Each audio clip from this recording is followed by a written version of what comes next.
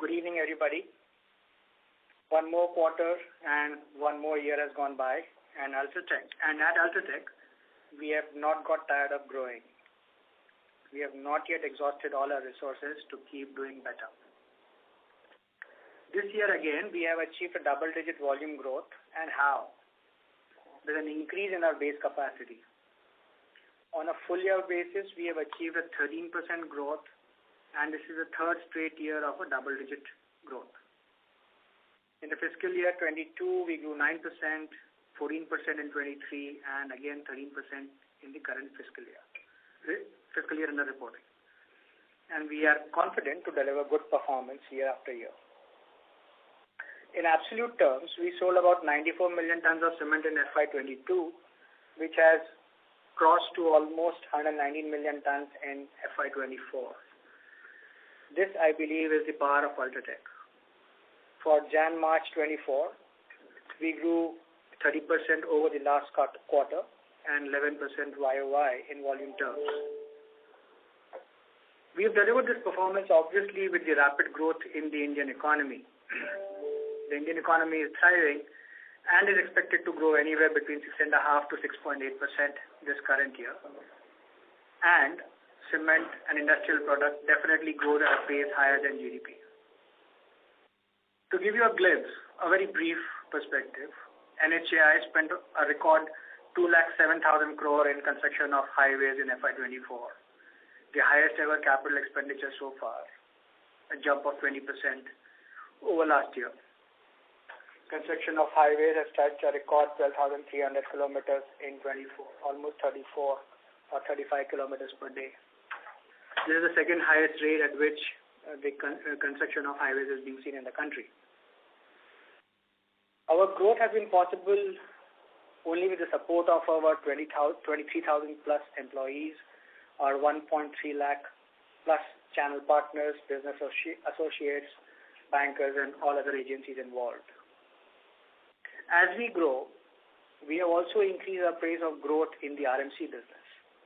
We ended this year with 307 RMC plants serving our customers all over the country.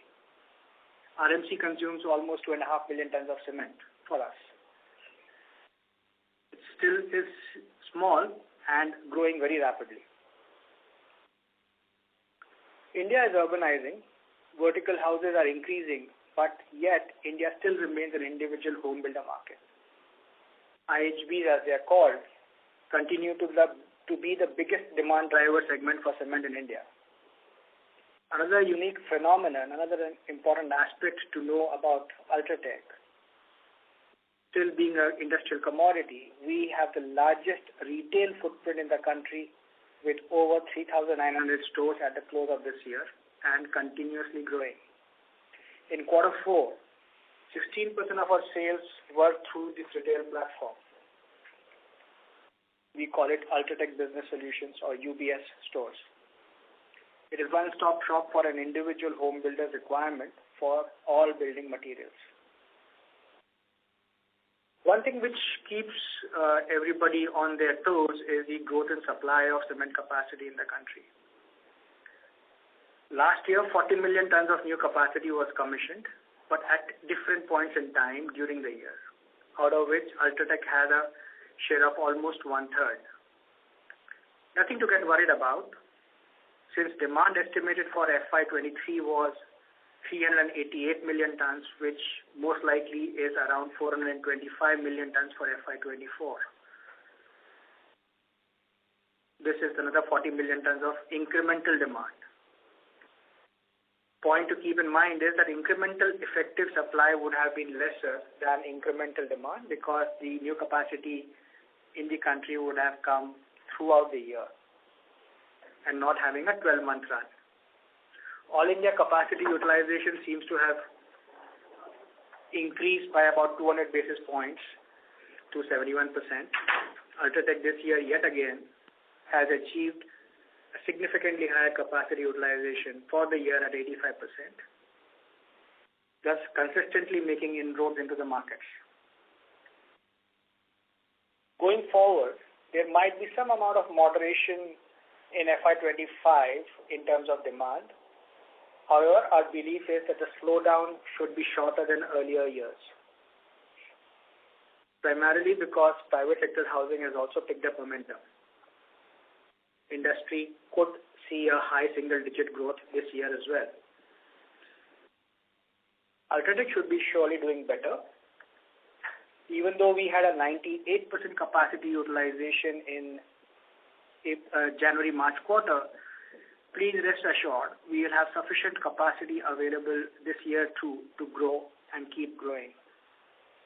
We should be adding almost 15 to 17 million tons this year, and our team's capability of commissioning a cement plant in time and then achieving a vertical start has been demonstrated time and again.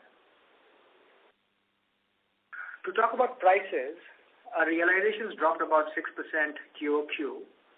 More or less, this kind of a pattern was observed all across the country. However, an important aspect to note is that on a longer period average, the average prices have increased 3.5% CAGR over the last 5 years. Costs also have increased about 3.5%.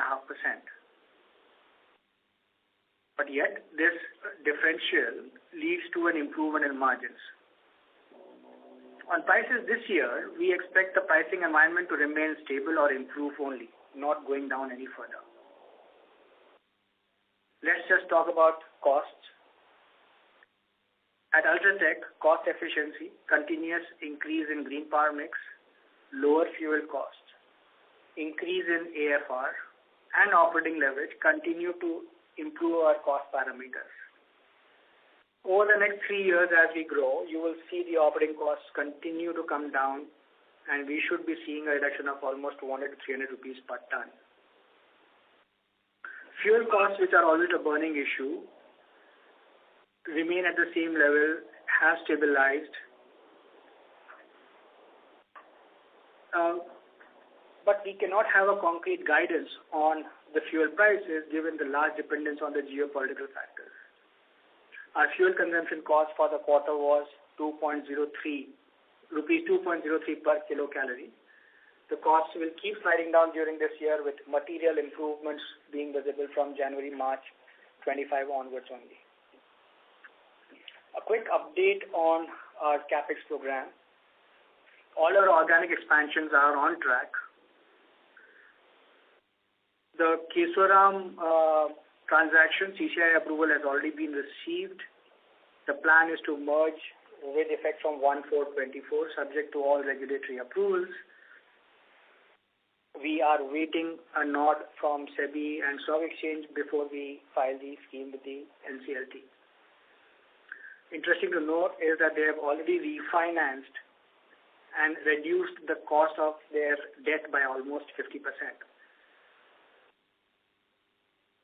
Keeping in mind the potential capacity that we will get from Kesoram in the same markets, we have put on hold our Hodgi grinding unit expansion, which was a 2.7 million ton brownfield capacity. We will revisit it at an opportune time in future. Last week we had concluded the acquisition of a grinding unit in southern Maharashtra with available surplus clinker in the state. It gives us a unique opportunity to increase our footprint in the fast-growing state of Maharashtra. Dispatches from this unit have already commenced since last 2 days for Ultratech. Before I conclude, I must tell you that we have started this year with an fully available capacity of 146.16 million tons. Indian market will continue to grow, and we have more capacity coming this year and the next. Our cash flows are strong and will strengthen further. Thank you so much, and over to you for questions. Thank you very much. We will now begin the question and answer session. Anyone who wishes to ask a question may press star and 1 on their touchtone phone. If you wish to remove yourself from the question queue, you may press star and 2. Participants are requested to use handsets while asking a question. Ladies and gentlemen, we will wait for a moment while the question queue assembles.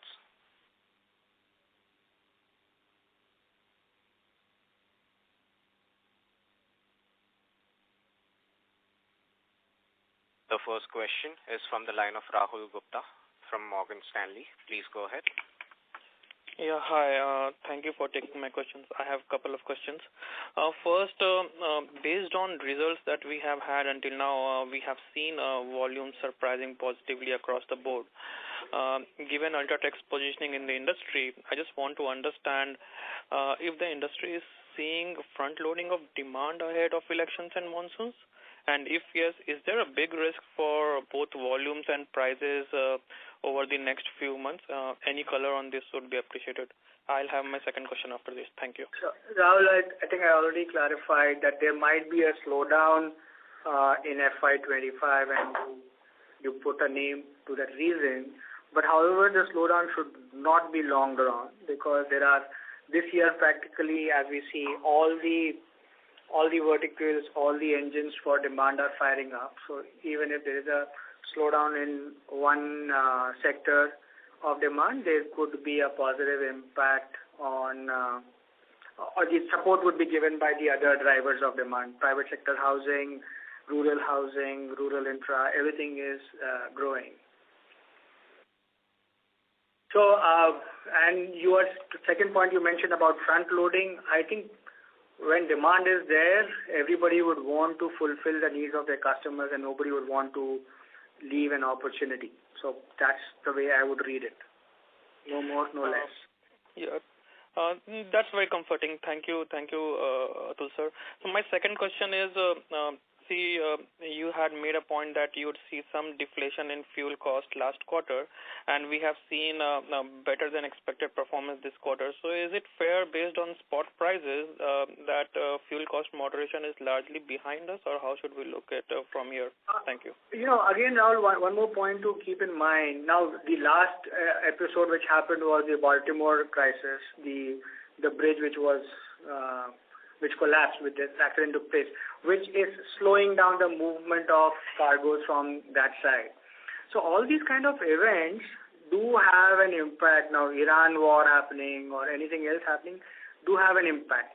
Having said all of that, we still don't see, and again I had mentioned in my opening remarks also, we don't see too much of a negative impact on the prices of fuel. Next point to keep in mind is that a spot price is misleading, because that spot price comes into consumption almost 5 months later, because take into account the spot price itself is for ship loading at least 45 days to 2 months later. Then you take the ocean freight time and everything else included, 4 to 5 months later. That is another point that you need to keep in mind. No, that's fair. Maybe I was not clear. The point I was making, that based on we not seeing enough moderation. Yeah, sorry. Listen to me. So we expect the fuel prices to soften for us continuously. However, you will see a dramatic improvement, or substantial, I shouldn't say dramatic, but a substantial improvement from January-March quarter, from January-March 25 onwards. Perfect. No, this is very helpful. Yeah. All right. Thank you so much. Thanks, Al. Thank you. The next question is from the line of Ashish Jain from Macquarie. Please go ahead. Hi, sir. Good evening. So my first question is, on cost, you spoke about, 200 to 300 rupee decline in the next, I guess, 2 to 3 years. Can you give some color on that? What will be the key driver, and does it also factor any impact of lower coal prices? Because that's something which may or may not be sustainable. No, these are all controllable drivers, Ashish. First one is, as I have talked about, our blended cement or conversion factor improving. If you have noticed, this has improved to 1.44, and every decimal counts. That itself by 2027 should bring a large part of the savings. Second thing is our investment in green power continues. Green power would be WHRS and renewable energy. Both of them today stack up to 24%. by 27, we would have almost 60% or even higher than 60% being contributed by green power. The cost of green power, WHRS, all of you know, is almost 90% lower than thermal power, and renewable energy would be 40% or thereabouts lower than thermal power. So these programs are in under implementation, so the benefit will come through. As we expand, as I mentioned, 15 to 17 million tons will commission this year, which is 25, and by the end of 27, we would be above 199 million tons, to be exact, 199.6 million tons of capacity. That's global, right? That including our UAE capacity. So with that kind of dense network in India, we would have 70 locations servicing our customers. Naturally, my lead distance will come down. We know we have a plan in place which will help me reduce my lead distance. Second, next point would be alternate fuel. We are ramping up the consumption of alternate fuel. We are still pretty low, around 5 to 6% only, even if it goes to 15%. And we are investing behind it, so it's not dependent on external factors. We are investing behind it. That will lead to an advantage. And lastly, when we are operating at 200 million tons of capacity, imagine selling 80%, 85% of that volume bare minimum would generate a lot of operating leverage. All put together, I am pretty confident that we will generate those gains. Right. So Atul, can you speak a bit more about the freight cost savings? Means, if you have to quantify that number, what kind of lead distance reduction can we think? So we are at 400 kilometers of lead today.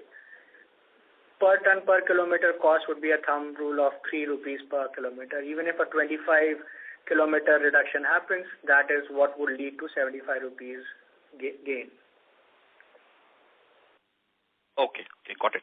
And, just a continuation of this point, so how should we think about, again, I'm not looking for a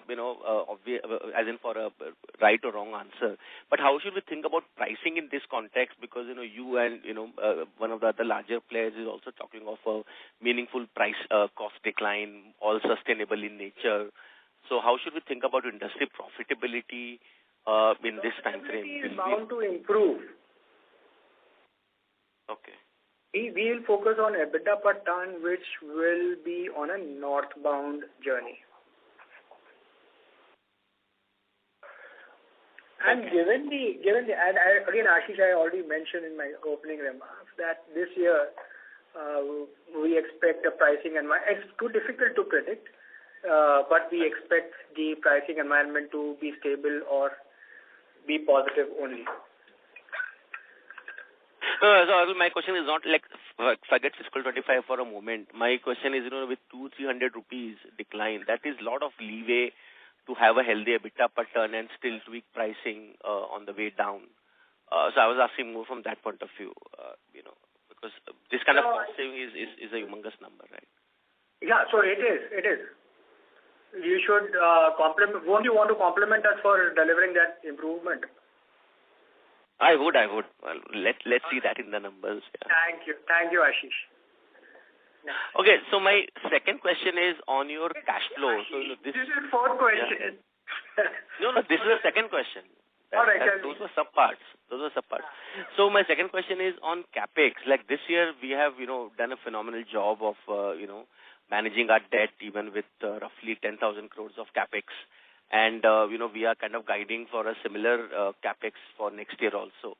So how do we see leverage panning out from here? Do we see any upside risk to debt in the interim? Target is to inch towards zero net cash on the balance sheet by the end of 25, not taking into account the Kesoram debt. But yeah, if I take that into account, so 2,700 crores of net debt that we have today, we should be inching towards 1,500 to 2,000 crores of net debt, including Kesoram. Okay, hello? With Kesoram, you're saying. Okay, yeah. Without that, I am net cash on the balance sheet. By 25 end. Okay. Yeah. Right. So just one last very small question on Kesoram. Do we expect further reduction in interest costs, or do you think whatever they have achieved? Yes. So right now they are on their own balance sheet. Once we get onto our balance sheet, we will look at reducing that cost further. They are now, I can share with you, they have dropped down to 11.5% or 11.25%. 11.5%. Our cost of borrowing would be, in today's times, would be 8% or thereabouts. Got it. Perfect. I'll come back in the queue. Thanks so much. Thank you. Ladies and gentlemen, in order to ensure that the management is able to address questions from all the participants in the conference, please restrict your questions to 2 per participant. If you have any follow-up questions, if time permits, we will take the follow-up questions. The next question is from the line of Pulkit Patni from Goldman Sachs. Please go ahead. Sure. So thank you for the questions. My first question is, if you were to just talk about consolidation in the sector, you mentioned that profitability from here should go up generally for the sector. We know brownfield capex is happening at much lower rates.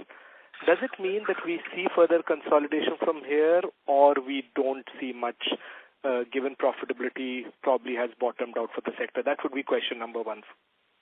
So, Pulkit, I said about our profitability and not commenting about industry's profitability. I would not be an expert to do that. But maybe you are deriving that comfort from the fact that we believe that fuel costs will remain benign and the pricing environment should be positive. So in that scenario, as far as consolidation activity is concerned, there will be players, and this is not about the Indian cement industry. There are players who would want to cash out when the going is good. So I really don't know. As of now, I really can't comment on anything else. Sure, sir. I mean, they cash out if going is good or if things are getting bad. But yeah, either ways, I think we'll have to see. Either ways. So the point, the bigger message is, Pulkit, we are growing, and continuously year after year, our presence is growing. As I mentioned, we would be physically present in almost 70 locations on our own, including Kesoram. Excluding Kesoram locations, so 72 locations with Kesoram. So obviously, and the kind of brand pull and the respect that our product has in the marketplace, there's definitely a preference for Ultratech as compared to another cement. So that would be a message for lots of players. Sure, sir. Sure. My second question is more bookkeeping. This Nathdwara scheme of amalgamation, does it show anything? Is it already impacted the numbers that you've published, and will it impact the standalone for us, which means standalone numbers will show better growth? If you could just talk about that. So in my results presentations, we've always shown India operations that was with Nathdwara. And in the published results, the statutory publication that goes out is a consolidated number this year with previous year's numbers restated. So my volumes that we have reported are always with Nathdwara Cement earlier also. No, that I'm aware, but I'm just asking that the standalone numbers that you have in your official publication, does that include Nathdwara or that doesn't? Yes. Because the merger was effective 1st April 23. Okay. Understood, sir. Thank you. That's it from my side. Thank you. The next question is from the line of Rashi Chopra from Citigroup. Please go ahead. Thank you. So on demand, you mentioned that the Indian industry grew at about 9% during the year. What is that number for the quarter, roughly? 7-8% or thereabouts. It should be around 7-8%. 7-8%. Okay. And when you say that FY25 could moderate, though not a lot, so there you're expecting again the growth rate to moderate down from 9%? For the full year, for the industry, yes, it should be maybe 7 to 9%, but it should be high single digits, sorry. Okay. And on the pricing side, have you seen any changes in prices in April, or they just flat since March? There have been sparks of improvement. Across port or a few regions? Several markets. So we've seen in Maharashtra, so there have been positive movements only practically across all the markets except North. We have not seen so much. North and West. West is already a well-priced market. So we have seen improvements, marginal improvements in Eastern corridor, Southern corridor. Central is okay. Central also I will call it flat. So Eastern, Maharashtra, South we have seen improvements. Okay, thank you. And just on the coming back to the fuel costs, so you're saying they're largely stabilized, and obviously one can't predict them going forward. But in the last quarter, you basically mentioned that we'll see a decline of about 6-7% of the cost of the next 2 quarters. Yeah. The bulk of that has largely played out. So incrementally, is what will come will be a function of efficiency gains and the green energy. Is that No. If you're referring to fuel cost, like this quarter also we had our fuel cost at $150 per ton. We have to reach a number of $130 when everything remaining same as of current times. This should be traveling to a number of $130 per ton, given our mix that we consume. So that's the kind of improvement that you will definitely see in the next 3-4 quarters, yeah. And that 200 the cost decline that you mentioned, or the cost of the next few years, the 200 rupees decline, that I won't include the pricing. No. I had narrated all the elements. Those are efficiency improvement. This is pure purchase price. It can go up also or go down. But as of now, indications are that, most unpredictable. But as of now, the indications are that it will not go up. Okay, thank you. Just last, trade volumes for the quarter were how much? What percentage? Trade volumes for the quarter. 65% was the mix. 65% is the mix. Thank you. Thank you. All participants are requested to limit their questions to 2 per participant. If time permits, we will take follow-up questions. Our next question is from the line of Amit Murarka from Axis Capital. Please go ahead. Hi. Good evening, Mr. Daga. Thanks for the opportunity. So, first question is on debt. I see from your presentation that the debt in standalone books has gone down YOY, but in the Concall books is actually marginally up, and the difference basically between Concall standalone was 1,100 crores in FY23. It's 2,200 crores in FY24. So, just wanted to understand, like in the subsidiary books, why has the gross debt gone up so much? So this was a interest play opportunity that we had, where we could raise debt locally and give the money to our subsidiary UAE, which the opportunity was over, so we repaid that debt in India and they have borrowed it locally.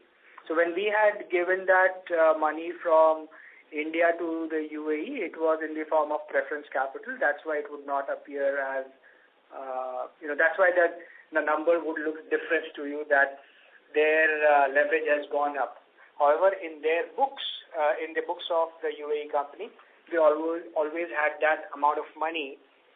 Earlier it was a preference capital. Now they have repaid that preference capital by replacing it with debt raised outside India. Clearly there is an interest rate arbitrage and opportunity that we have benefited from. Got it. Thanks. That's clear. And also the second question would be on Kesoram. So, I believe that the final approvals should come soon. So what would be the rebranding strategy over here? How would you shift to Ultratech branding in Kesoram? Will it be across markets or region-wise? No. So we will come to that. There's plenty of time. Now the final approval nahi, abhi to, we will get the approvals from SEBI and stock exchanges to file the scheme with NCLT. Then there are shareholder meetings, creditors meetings on both sides of the company to happen, both sides of the parties to happen. They have their ROC and their NCLT out of Kolkata. We have Mumbai. So the meetings and orders have to be completed. It will take almost a year, if no less, maybe. We will reach a conclusion only by March 25. We'll look at it after that. Sure. And if I could just seek a clarification. So if I understood it right, you said the fuel cost will decline, but mostly in Q4 FY25, right? Okay, let me clarify. So we will see marginal improvements quarter after quarter. And why this is so? Because we had some high price contracts which will get completely used up by the end of December. After that, we don't have any high price contracts, so we will see much better performance January-March 25 onwards. Thank you very much. I'll come back in the queue. Thanks. Thank you. Thank you. Our next question is from the line of Sumangal Nevatia from Kotak Securities. Please go ahead. Yeah, good evening, and thank you for the chance. First question is on the demand, which I am trying to understand. If you could share what would be the region-wise demand in fourth quarter and FY24, just some broad numbers. And on the presentation, we are seeing East struggling in infra and commercial. If you could just share your outlook on how do we see FY25 for this particular market?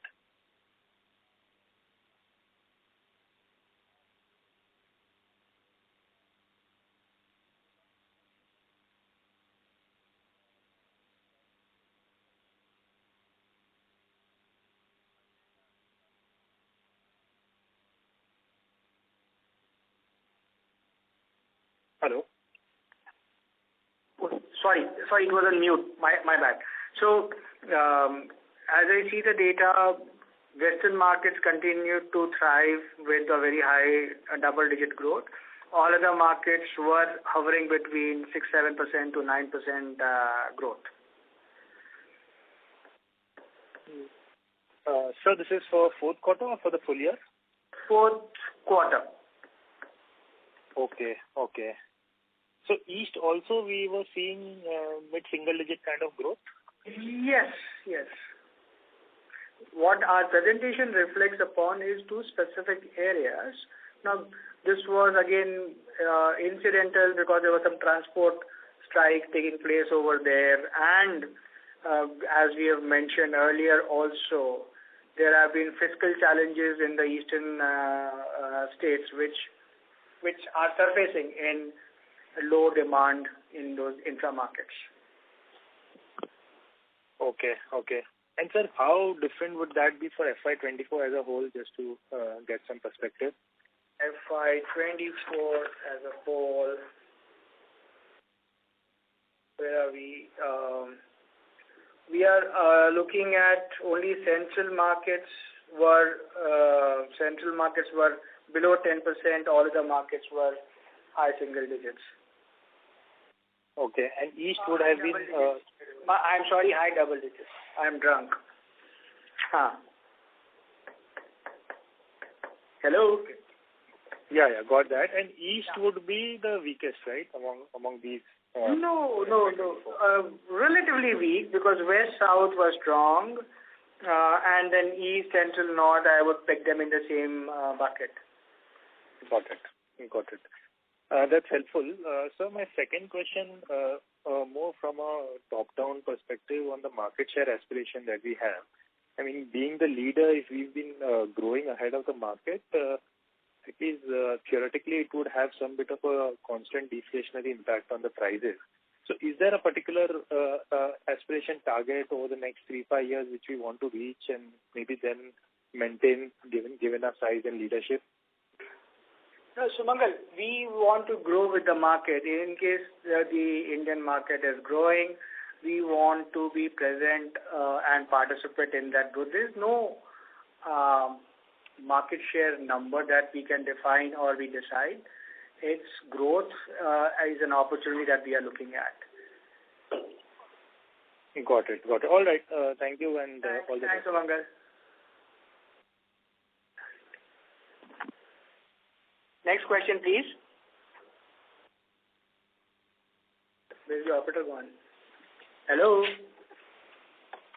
The next question is from the line of Ritesh Shah. Yeah, you don't go away, huh? No, sir, I was there.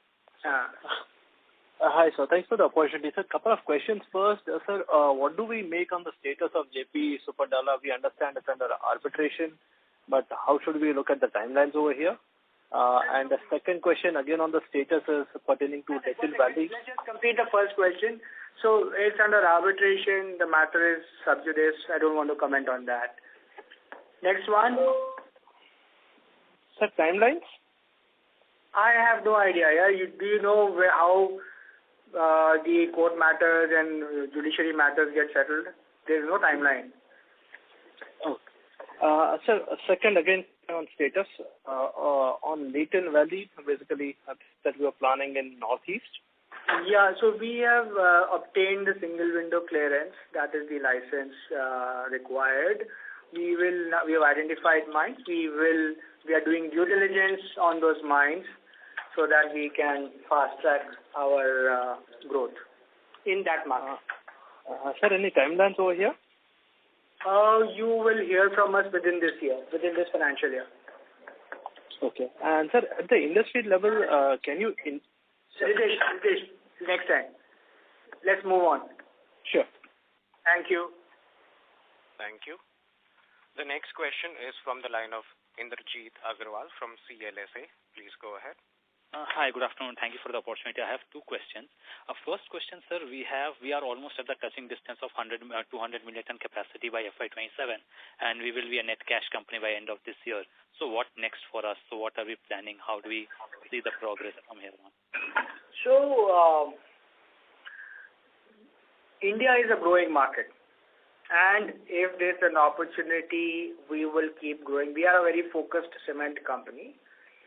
We will grow further. 200 is not the point where we will stop. If India requires more cement, we will give more cement. And we will have the organic opportunity to grow. Yes. Most certainly. Sure.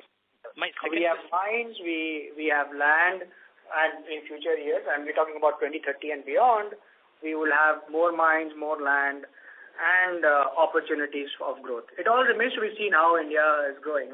If India becomes top 3 economies in the world, then obviously we will also be there to participate in that growth story. Sure. Thank you. My second question is on petcoke consumption as proportion has consistently declined. This quarter also we have seen from 44% to 36%. Is it a conscious decision given the cost, or is it more about availability? It's more about availability because, petcoke as a commodity globally is limited in supply as compared to coal. As and when a parcel of petcoke is available, we bid for it. We don't want to increase the prices for petcoke unnecessarily. So it's more about availability, I would say. So just to follow up, the high cost that you mentioned, that is just for petcoke or both for coal and petcoke, the earlier contracts that you mentioned? Coal contracts. Okay, thank you. That's all from my side. Thank you. The next question is from the line of Naveen Sahadev from ICICI Securities. Please go ahead. Yeah, thank you for the opportunity. So two questions. First is, of course, on the cost front, and 200 to 300 rupees per ton decline over 3 years is indeed a great number to be looked out for. And you also said that in that your CC ratio or the conversion ratio will play a major role. So at your presentation, if I'm just taking a look, the CC ratio in FY14 was 1.3 to where we have come of 1.4, which is a CAGR of 1%, each year. So from that perspective, just wanted to understand that how are we seeing this CC ratio, and then in that same context, what is the trade-off impact then on our overall realizations as a result of this change or increase in CC ratio? Very interesting point. So if we are not at 1.4, we are at 1.44 because every penny matters. And from here onwards, we are seeing an increasing penetration of composite cement, which will help fast-track that percentage growth that you were looking at. If you had done a CAGR, I didn't see that CAGR. But yeah, going forward, since our composite cement is increasing at a rapid pace. Sir, sorry, pardon my ignorance, but isn't it that clinker component in composite remains the same? No, it's lower. Okay, noted. So cost of that cement will also be to our advantage. Yeah, so my question really was, of course, then if this can reduce, so that 200 to 300 rupees each year, so can we take about 100 rupees each year, and then in relation to the CC ratio, what do you see the impact or trade-off on realizations as a result of this change? So realizations, Naveen, have nothing to do with our conversion ratio. It will be a pure demand-supply phenomena. And when I'm giving you a 300 rupee, plan, it's not quarter by quarter or year by year. It's an end state. I'm not able to predict how much will you see each year.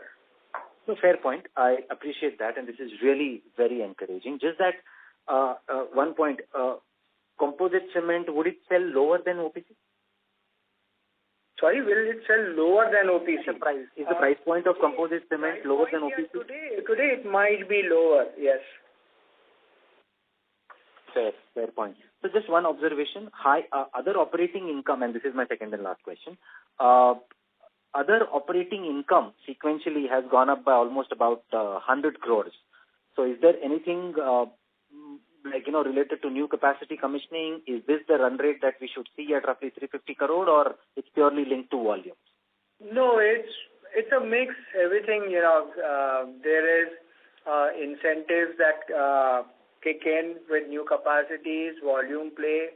Everything comes to the party. Understood. Very helpful. Thank you, sir. I'll come back in. Thanks, Naveen. Yeah. Thank you. Our next question is from the line of Satyadeep Jain from Ambit Capital. Please go ahead. Hi, thank you. Mr. Daga, a couple of questions. One on Kesoram after the acquisition. If you look at your market share and asset footprint in that particular geography, do you think there is potential for you to acquire another sizable asset within the same geography given the CCI constraints? That's the number one question. Okay, so let's address the number one question. South is a very, very fragmented market. It is again for you to analyze which market, which geography the material is flowing in and flowing out. I believe there will be more opportunities for consolidation for us also in South. Okay. Thank you. Second question would be tied to the questions on capital allocation. As you can see, you're reaching almost net cash position.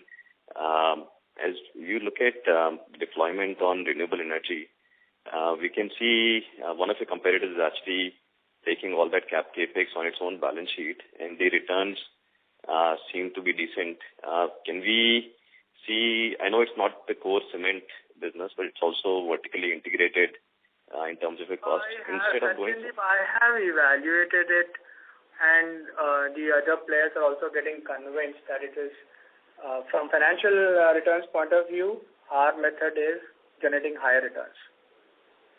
Group captive, right? Yeah, group captive scheme. Doesn't make sense to block capital and generate lower returns. Okay.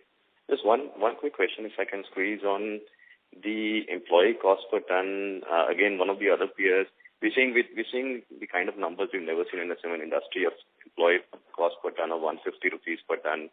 The current gap between Ultratech and that number, how is that number possible, and is there a possibility for other players in the industry to bridge that cost gap? Oh, well, if I'm bad, then we'll definitely try and improve further. Thank you for your input. Thank you so much. Thank you. The next question is from the line of Prateek Kumar from Jefferies. Please go ahead.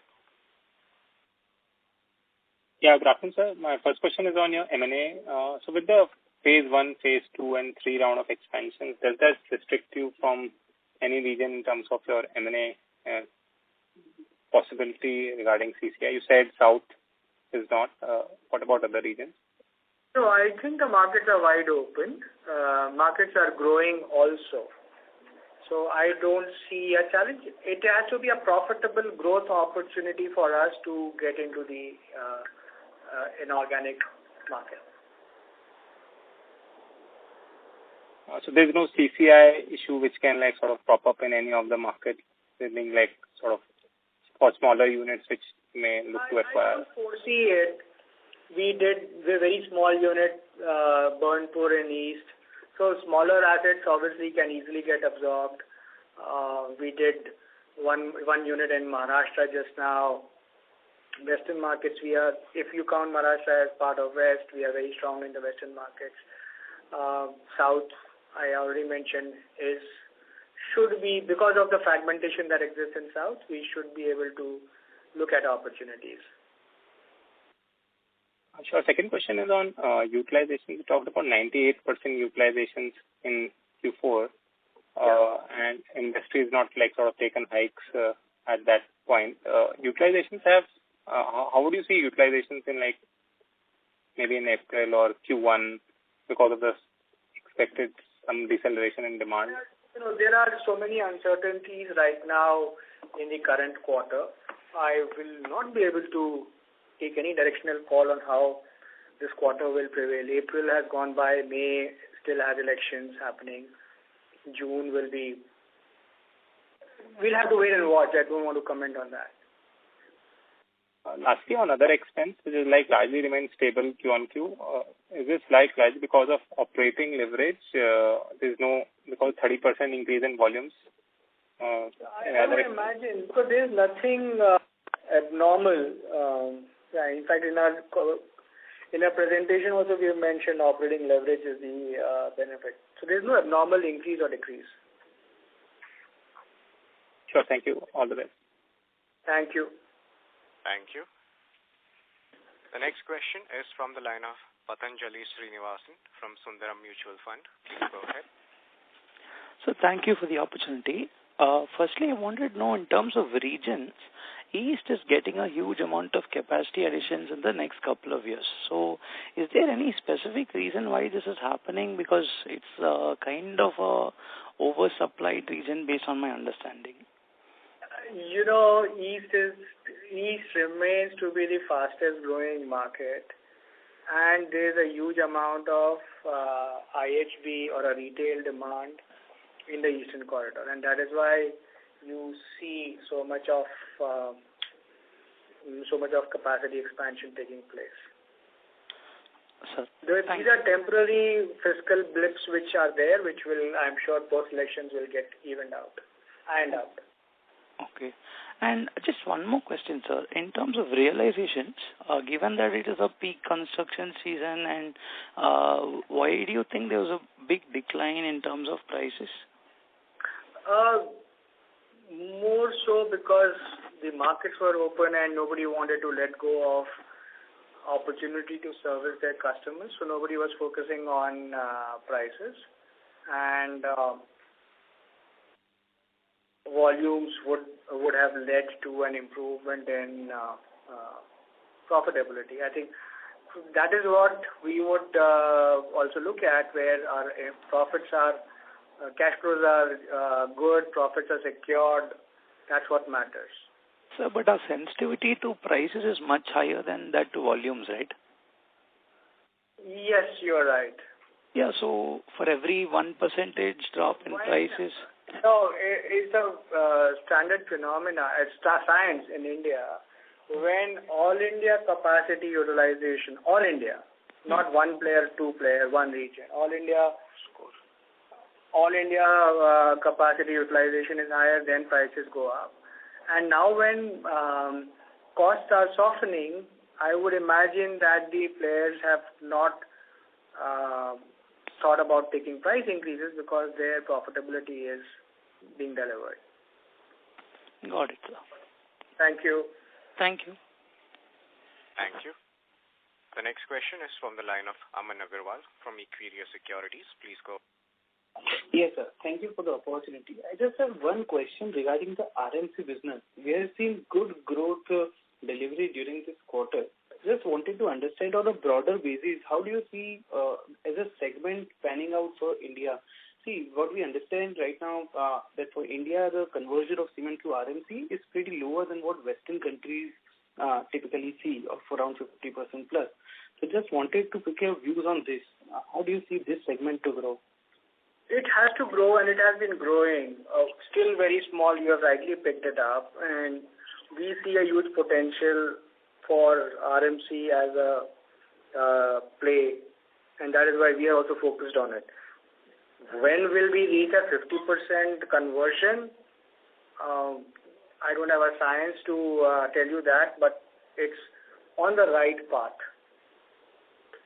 Okay, and just a related question on the possible impact on EBITDA, when converted, cement converted sold through RMC route.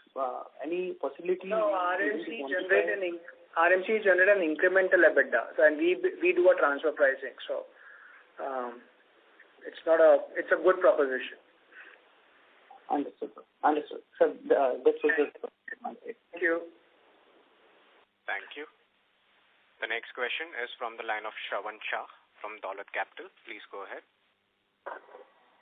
Thank you, and congratulations on good profitability. Sir, most of the questions answered. Just on the green share, so how do we see this current 25.7% green share by FY25, FY26? I know you have mentioned more than 60% by FY27, but just wanted by FY25 and FY26.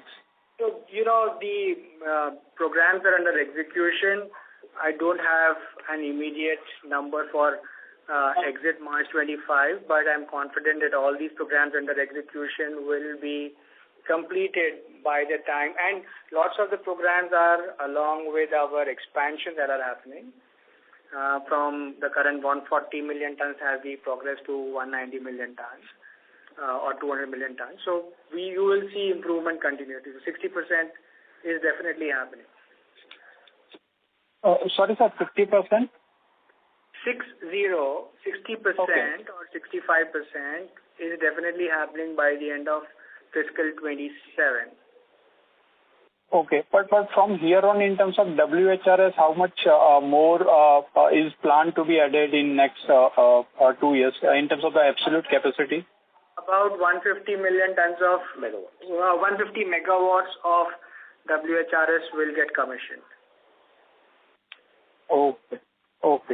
Okay. And in terms of the when we mentioned the broader 32,400 crore kind of a capex over next 3 years, so this year we have given a 9,500 crore kind of a capex.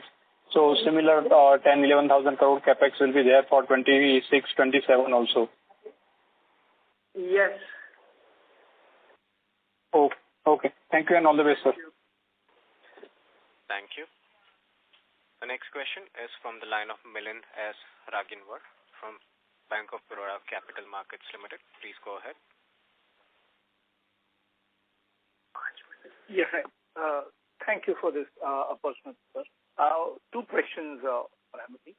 One is, if I look at the other expenditure, whether it is sequentially compared to the volume growth, that is remaining slightly, stable. So, is there anything that we need to read into this? No, I think these are normal run rate expenses. If I look at an absolute quantum of money spent, you will see natural inflation. 24 to 649 This is per ton, no? But this is on a per ton basis. Absolute amount might be slightly different. So absolute value of spend has slightly gone up, which is normal inflation. There is no abnormal expenditure that we are seeing. So my question was like, if I look at on a quarter-on-quarter basis, the volume growth is something like very 30-odd%, and other expenditure is like 2.5% growth. So I'm just trying to reconcile that. I really don't have any particular answer. Mukesh, anything specific? 70% is volume based, remaining are based on fixed. Fixed is not increasing. There's nothing more to read into it. These are all routine expenses. Okay. And the second question is, when we speak of the blending or the mix, where we have moved to an CC ratio 1.4 over the past decade. Incidentally, over the past decade, we have seen infrastructure pie going up. Again, how do we read this? I mean, is it once the infrastructure pie is going up, our blending pie is going up? So, anything that how is, if you can just throw some light on this? So, there is a gradual, first and foremost, when the infrastructure sites, it's not that all of them consume 100% OPC. They do a blending themselves also. Part blending they do. Now that transition is happening. They are leaving the blending to cement companies. So that will help improve the blending ratios. Assuming that the infra project is largely driven by the government, realizations then would be, how should we look at the realizations is what I was trying to drive the point. Realizations are generally stable and consistent in the infra markets. Okay. And this small thing, if you can see an incentive percent, if you can just give that number. Sorry, what? The incentive percent in the revenue, if you can just share that number, please. How much is the incentive, anybody? It's around 60 rupees a ton. Sorry? 60 rupees a ton. Okay. Thank you. That's it from my side. Thank you. The next question is from the line of Rahul Gupta from Morgan Stanley. Please go ahead.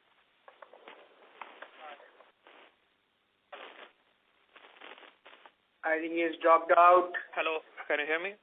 Yeah, can hear you. Yeah, hi. Sorry, thank you for taking my question again. I'm sorry for my ignorance. I want to understand one basic thing.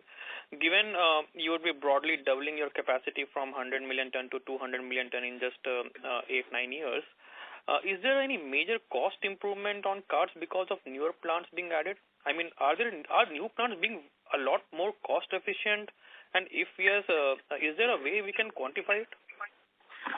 Yeah, so there is a lot of technological innovation that the team is able to bring about, the expertise that the team has to turn around a project, the design, the calibration of equipment, everything plays in. As we have been growing, we have been learning from our previous experiences and improving further. But there is no way we can quantify this, right? I mean, there would be improvement, we know, but the other point to look at. One second. The other point to look at, you should look at the capex cost in rupees per ton instead of dollars per ton. Yeah. Then you will see that the reduction is gradual, and all those are efficiencies which the team brings in, whether it's in negotiations or execution. Yeah, makes sense. Okay. Yeah, this is very helpful. Thank you. Thank you. Thank you. Ladies and gentlemen, we would take that as our last question for today. On behalf of Ultratech Cement, that concludes this conference.